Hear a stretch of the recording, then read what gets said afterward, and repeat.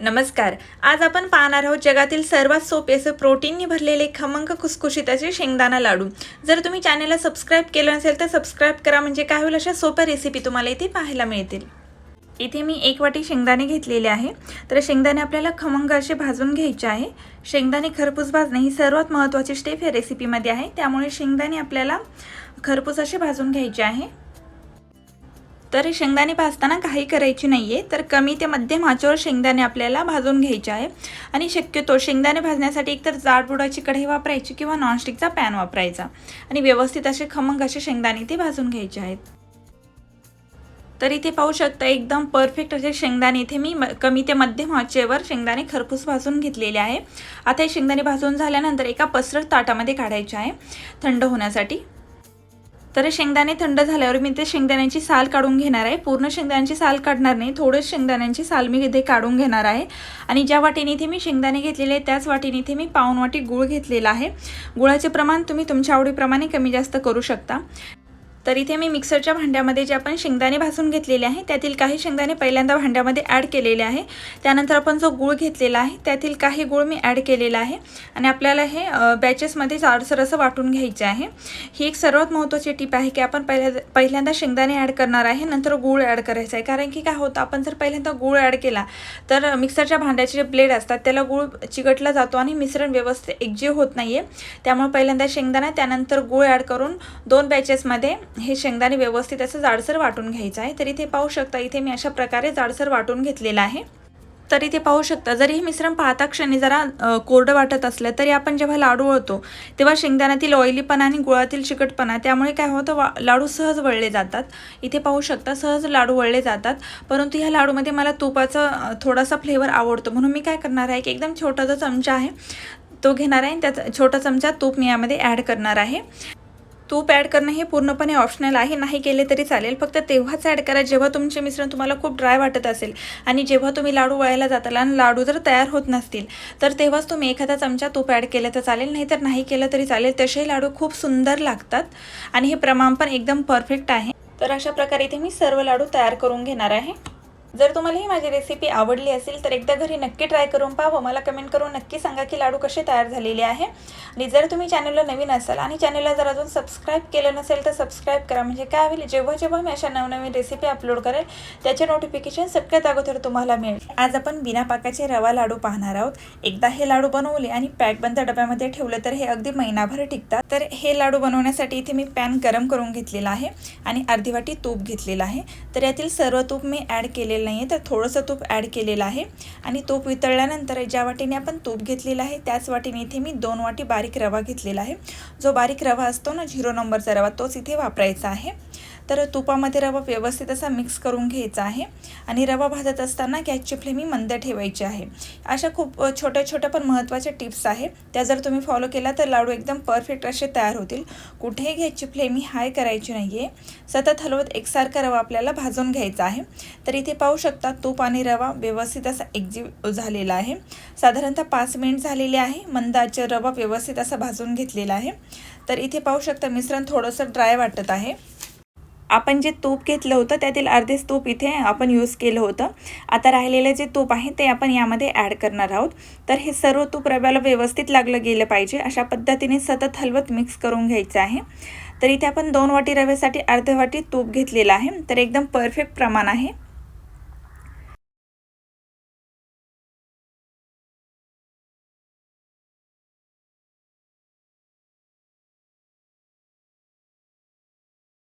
साधारणतः सुरुवातीपासून ते आत्तापर्यंत 19 ते 20 मिनिट लागतात हा रवा मंद आचेवर भाजून घेण्यासाठी. तर इथे पाहू शकता रव्याचा हलकासा कलर चेंज झालेला आहे आणि रव्याला थोडासा ओलावा आलेला आहे, म्हणजेच परफेक्ट असा इथे आपला रवा भाजला गेलेला आहे. तर ह्या स्टेजला गॅस बंद करायचा आहे आणि रवा व्यवस्थित असा मिक्स करून घ्यायचा आहे. आणि ज्या वाटीने तूप आणि रवा घेतलेला आहे त्याच वाटीने इथे साखर घ्यायची आहे. तर इथे मी 1 वाटी पिठी साखर घेतलेली आहे. रवा गरम असताना त्यात पिठी साखर ॲड करायची आहे आणि ही साखर व्यवस्थित अशी रव्यामध्ये मिक्स करून घ्यायची आहे. तर इथे मी साखर व्यवस्थित अशी रव्यामध्ये मिक्स करून घेतलेली आहे. आणि हे मिश्रण व्यवस्थित असं आपल्याला कढईमध्ये स्पॅच्युलाच्या सहाय्याने सेट करायचं आहे. आणि साधारणतः आपल्याला हे झाकण ठेवून तास ते 1.5 तास असेच साईडला ठेवायचं आहे. दीड तासानंतर हे रव्याचं मिश्रण आपल्याला व्यवस्थित असं मिक्स करून घ्यायचं आहे। तर इथे पाहू शकता परफेक्ट असं लाडू बनवण्यासाठी आपलं मिश्रण तयार झालेलं आहे। ह्या स्टेजलाही आपण लाडू तयार करू शकतो, परंतु कसं असतं की रवा जरा खरखरीत असतो। आपण जर ह्या स्टेजलाच लाडू तयार केले तर लाडू पाहिजे तितके मऊ होणार नाही, त्यासाठी इथे मी ट्रिक वापरणार आहे। तर इथे मी हे जे रव्याचं मिश्रण आहे ते एका मिक्सरच्या भांड्यामध्ये घेतलेलं आहे आणि मिक्सरमध्ये बारीक करून घेणार आहोत। परंतु ते बारीक अशी म्हणजे काय पेस्ट करायची नाही, तर 4 ते 5 वेळा चालूबंद प्रोसेसनी बारीक करून घ्यायचं आहे। तर व्हिडिओमध्ये आपण इथे पाहू शकता रव्याचं मिश्रण बारीक करून घेतलेलं आहे, एकदम बारीक पेस्ट नाही केलेली, तर 4 ते 5 वेळा चालूबंद प्रोसेसने बारीक करून घेतलेलं आहे। आणि सर्वात महत्त्वाची टिप म्हणजे ही जी रवा बारीक करण्याची प्रोसेस आहे हे रव्याचं मिश्रण थंड झाल्यानंतरच करायचं आहे। जर गरम असताना केलं तर मिश्रण पातळ होण्याची शक्यता असते आणि मग आपले लाडू व्यवस्थित असे तयार होणार नाही। अशा प्रकारे इथे मी सर्व मिश्रण बारीक करून घेतलेलं आहे आणि एका ताटामध्ये काढून घेतलेलं आहे। तर इथे आपण लाडू बांधून घेणार आहोत। तर या मिश्रणातून ज्या प्रमाणात आपल्याला छोटा किंवा मोठा लाडू बनवायचा आहे, ज्या प्रमाणात लाडूचा आकार बनवायचा आहे त्या प्रमाणात मिश्रण घ्यायचं आहे आणि लाडू तयार करून घ्यायचा आहे। तर इथे मी सर्व लाडू तयार करून घेणार आहे। तर इथे पाहू शकता एकदम परफेक्ट मऊसूत असे लाडू तयार झालेले आहे। तर इथे मी छोट्या पण खूप महत्त्वाच्या टिप्स सांगितलेल्या आहेत, त्यामधील एक म्हणजे की रवा मंद आचेवर आपल्याला 19 ते 20 मिनिट भाजून घ्यायचं आहे। त्यानंतर साखर ॲड करून तास ते दीड तास आपल्याला साईडला ठेवायचं आहे। त्यानंतर हे मिक्सरमध्ये आपल्याला बारीक करून घ्यायचं आहे, पण पूर्णपणे मिश्रण थंड झाल्यानंतरच मिक्सरमध्ये बारीक करायचं आहे। 4 ते 5 वेळा चालूबंद प्रोसेसने किंवा 5 ते 10 सेकंद मिक्सरमध्ये बारीक करून घेऊ शकता। तर खूप सोपी रेसिपी आहे, एकदा घरी नक्की ट्राय करून पाहू। मला कमेंट करून नक्की सांगा की लाडू कसे तयार झालेले आहे। आपण बेसन लाडू बनवणार आहोत आणि हे लाडू बनवण्यासाठी इथे मी साधी सोपी ट्रिक वापरलेली आहे की ज्यामुळे तुमचे लाडू अजिबात टाळायला चिकटणार नाही आणि एकदम परफेक्ट असे लाडू तयार होणार आहे आणि एकदम सोपी व प्रमाणबद्ध रेसिपी आहे। तर इथे मी सुरुवातीला काय केलं आहे की वाटीचे प्रमाण सांगितलेले आहे आणि व्हिडिओच्या शेवटी मी किलोचे प्रमाण सांगितलेले आहे, त्यामुळे व्हिडिओ शेवटपर्यंत नक्की पहा। तर हे लाडू बनवण्यासाठी इथे मी वितळलेल्या स्वरूपातील अर्धी वाटी तूप घेतलेलं आहे। जर आपण घट्ट स्वरूपात तूप घेतलं तर काय होतं की पिठाच्या तुलनेत तुपाचं प्रमाण जास्त होतं, त्यामुळे इथे मी अर्धी वाटी वितळलेल्या स्वरूपातील तूप घेतलेलं आहे आणि ज्या वाटीने तूप घेतलेलं आहे ना त्याच वाटीने इथे आपल्याला 2 वाटी बेसन पीठ घ्यायचं आहे। तर आपल्या घराचे रेग्युलर बेसन पीठ असतं तेच इथे मी वापरलेलं आहे, पण तुम्ही जर हरभरा डाळ हलकीशी भाजून घेतली आणि ती गिरणीतून थोडीशी जाडसर दळून आणली तर तेही पीठ इथे तुम्ही वापरू शकता। तर हे बेसन पीठ आणि तूप आपल्याला व्यवस्थित असं एकजीव करून घ्यायचं आहे आणि इथे बेसन पीठ भाजत असताना एक लक्षात ठेवायचं आहे की गॅसची फ्लेम ही मंदच ठेवायची, कुठेही गॅसची फ्लेम ही मोठी करायची नाहीये।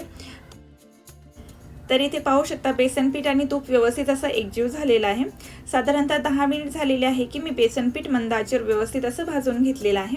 त्यानंतर आपल्या घरात पोहे खाण्याचा जो चमचा असतो त्या चमच्याने 1 चमचा इथे तूप मी ॲड केलेला आहे आणि पुन्हा मंद आचेवर 2 मिनिट व्यवस्थित असं भाजून घेतलेलं आहे। त्यानंतर पुन्हा एकदा काय केलेलं आहे की मी 1 चमचा तूप अजून ॲड केलेलं आहे। काय होतं की टप्प्याटप्प्याने तूप ॲड केलं ना की तुपाचे प्रमाण जास्त होत नाही, त्यामुळे मी टप्प्याटप्प्याने तूप इथे ॲड केलेलं आहे आणि व्यवस्थित असं हे सर्व मंद आचेवर भाजून घेतलेलं आहे। जसं हे बेसन पीठ भाजले जाते तसं काय होतं की पीठ आहे ना तूप सोडायला सुरुवात करतं आणि आपले जे मिश्रण आहे हे पातळ व्हायला सुरुवात होते। तर हे मिश्रण मी अजून 5 मिनिट मंद आचेवर भाजून घेतलेलं आहे। तर इथे पाहू शकता बेसन पीठ आणि तुपाचे मिश्रण पातळ झालेलं आहे, म्हणजेच काय झालेलं आहे की बेसन पीठ व्यवस्थित असं भाजलं गेलेलं आहे आणि पिठावर तुपाचा ग्लेजही आलेला आहे। तर अशा प्रकारे बेसन पीठ व्यवस्थित भाजून झाल्यानंतर म्हणजेच ह्या स्टेजला काय करायचं आहे की या मिश्रणामध्ये आपल्याला 2 चमचे पाणी ॲड करायचं आहे आणि हीच ती ट्रिक आहे की ज्यामुळे आपले लाडू एकदम परफेक्ट होतात आणि टाळायला अजिबात चिटकत नाहीये। तर पाहू शकता पाणी ओतल्यानंतर हे मिश्रण थोडंसं दाणेदार दिसत आहे। तर पाणी ॲड केल्यानंतर पुन्हा आपल्याला 2 मिनिट व्यवस्थित आपल्याला हे मंद आचेवर भाजून घ्यायचं आहे। तर इथे पाहू शकता 2 मिनिटं मंद आचेवर भाजून घेतल्यानंतर पाण्याचा अंश नाहीसा झालेला आहे आणि एकदम परफेक्ट असं आपलं इथे मिश्रण तयार झालेलं आहे। तर ह्या स्टेजला गॅस बंद करायचा आहे आणि जरी गॅस बंद केला असला तरी कढई आणि मिश्रण गरम आहे, त्यामुळे 2 मिनिट व्यवस्थित असं आपल्याला मिक्स करून घ्यायचं आहे, नाहीतर हे मिश्रण करपू शकतं। त्यामुळे गॅस बंद केल्यानंतर हे 2 मिनिट परतून घेणार आहोत आपण। तर इथे पाहू शकता एकदम परफेक्ट असं मिश्रण लाडू बनवण्यासाठी तयार झालेलं आहे। तर आपण आता एका ताटामध्ये हे मिश्रण काढून घेणार आहोत। तर इथे साधारणतः सुरुवातीपासून तर शेवटपर्यंत 20 ते 21 मिनिट लागतात हे मिश्रण मंद आचेवर भाजून घेण्यासाठी। तर इथे पाहू शकता तुपाचा ग्लेजही हे मिश्रणावर खूप सुंदर आलेला आहे आणि परफेक्ट असं मिश्रण इथे तयार झालेलं आहे। तर हे मिश्रण आपल्याला रूम टेम्परेचरला थंड करून घ्यायचं आहे। फॅन खालीही तुम्ही थंड करू शकता। तर हे मिश्रण थंड झाल्यानंतर यामध्ये आपल्याला साखर ॲड करायची आहे आणि आपण ज्या वाटीने बेसन पीठ आणि तूप घेतलेलं आहे त्याच वाटीने इथे 1 वाटी साखर घ्यायची आहे। एकदम ॲक्युरेट प्रमाण आहे। तर पहिल्यांदा आपल्याला मिश्रण पातळ वाटते, परंतु आपण यामध्ये साखर ॲड केली ना की एकदम परफेक्ट असं मिश्रण तयार होते। तर इथे एक महत्त्वाचं लक्षात ठेवायचं आहे की हे जे बेसन पीठ आहे ते पूर्णपणे थंडच पाहिजे। कोमट असलं तर काय होतं की कोमट असल्यामुळे मिश्रण पातळ होऊ शकतं आणि त्यामुळे आपले लाडू व्यवस्थित तयार होणार नाही। त्यामुळे पूर्णपणे हे मिश्रण थंड करून घ्यायचं आहे आणि मगच साखर ॲड करायची आहे। तर इथे पाहू शकता व्हिडिओत दाखवल्याप्रमाणे साखर व्यवस्थित अशी मिक्स करून घेतलेली आहे आणि मिश्रण तयार करून घ्यायचं आहे। तर इथे तुम्ही विलायची पावडरही वापरू शकता, पण हे लाडू तसेच खूप छान लागतात। पण जर तुम्हाला विलायची पावडर आवडत असेल तर तुम्ही ॲड करू शकता। तर इथे मी तुम्हाला वाटीचे प्रमाण सांगितलेले आहे, म्हणजे 2 वाटी बेसन पिठासाठी अर्धी वाटी आणि वरती 2 चमचे इतकं तूप लागतं आणि 1 वाटी साखर लागते। हे प्रमाण इथे मी सांगितलेलं आहे।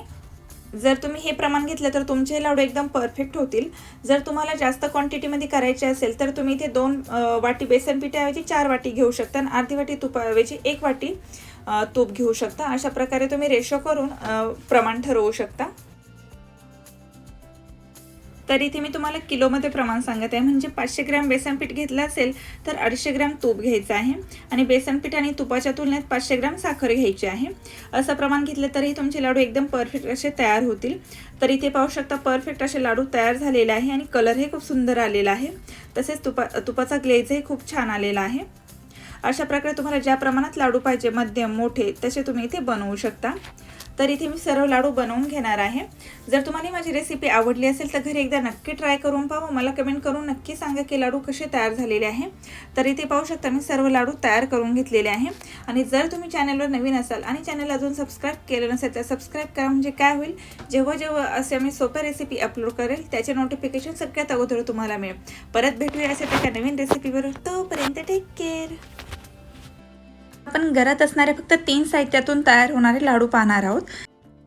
हे लाडू बनवण्यासाठी इथे मी 1 वाटी शेंगदाणे घेतलेले आहे।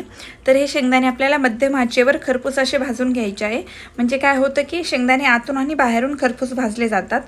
जर आपण मोठ्या गॅसवर म्हणजे हाय फ्लेमवर हे शेंगदाणे भाजले तर काय होतं, शेंगदाणे फक्त वरून भाजले जातात आणि आतमध्ये तसेच कच्चे राहतात। त्यामुळे मध्यम आचेवर आपल्याला शेंगदाणे खरपूस भाजून घ्यायचे आहेत। साधारणतः 8 ते 9 मिनिट लागतात हे शेंगदाणे खरपूस भाजण्यासाठी। तर इथे पाहू शकता एकदम परफेक्ट आपले शेंगदाणे भाजले गेलेले आहेत। त्यानंतर ज्या वाटीने शेंगदाणे घेतलेले आहेत त्याच वाटीने इथे मी अर्धी वाटी खोबरं घेतलेलं आहे। खोबरं किसणीच्या मदतीने व्यवस्थित किसून घेतलेलं आहे आणि मंद आचेवर आपल्याला हलकंसं भाजून घ्यायचं आहे। खोबरं खूप भाजायचं नाही, नाहीतर काय होतं की खोबऱ्याला कडवटपणा येतो। साधारणतः 2 ते 3 मिनिट लागतात हे आपल्याला मंद आचेवर भाजून घेण्यासाठी। तर आपण शेंगदाणे, गूळ आणि खोबरे यापासून तयार होणारे लाडू पाहणार आहोत। तर हे तिन्ही वस्तू आपल्या घरामध्ये सहज अवेलेबल असतात। तर इथे शेंगदाणे थंड झालेले आहेत। आपण शेंगदाण्याची इथे साल काढून घेणार आहोत। नाही काढले तरी चालतील, ऑप्शनल आहे, परंतु इथे मी शेंगदाण्याची साल अशा प्रकारे काढून घेतलेली आहे। आणि ज्या वाटीने आपण शेंगदाणे आणि खोबरे घेतलेले आहेत त्याच वाटीने इथे मी अर्धी वाटी गूळ घेतलेला आहे। एकदम योग्य प्रमाण आहे, एकदम परफेक्ट लाडू तयार होतात।